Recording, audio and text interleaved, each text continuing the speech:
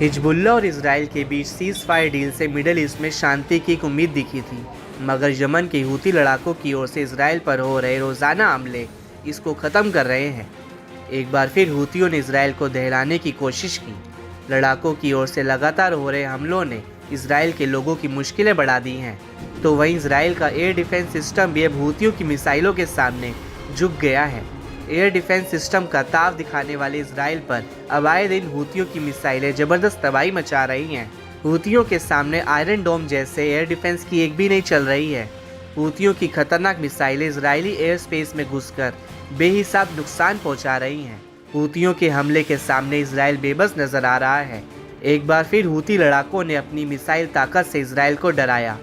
हूतियों ने फिलिस्तीन 2 टाइप की एक हाइपरसोनिक बैलिस्टिक मिसाइल से इसराइल पर हमला किया।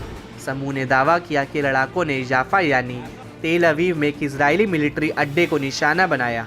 हूतियों के प्रवक्ता ब्रिगेडियर जनरल याह्या सारी ने खुलासा किया कि मिसाइल ने अपने सटीक टारगेट को हासिल कर लिया है। इससे इसराइल को बड़े पैमाने पर नुकसान पहुंचा है। इतना ही नहीं, हूतियों के लगातार हमले ने ये जताने की कोशिश की है कि प्रतिरोध का गुस्सा अभी ठंडा नहीं पड़ा है।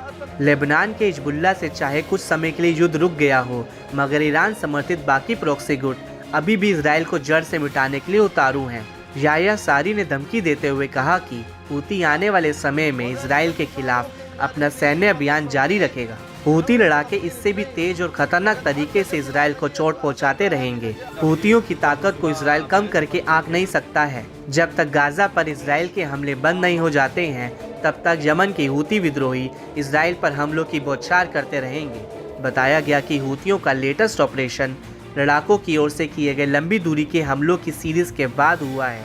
इसमें इजरायली संपत्तियों को निशाना बनाकर हमला किया गया था। इस ताज़ा हमले से तटीय शहर की बस्तियों और पश्चिमी तट पर तेज आवाज में सायरन की गूंज सुनाई दी गई। इजरायली रिजर्व ब्रिगेडियर जनरल एरन ओरताल ने कहा कि यमन के साथ टकराव कई सालों तक चलने की आशंका है। हम एक नए युग की शुरुआत में हैं। इसके लिए हमें इसराइल की नीति और सेना की रणनीति को मजबूत करने की जरूरत है, ताकि खतरों का सामना किया जा सके। यमन के हूती इसराइल के खिलाफ लड़ाई में जितना गहराई से उतरते हैं, वह उतना ही मजबूत हो जाते हैं।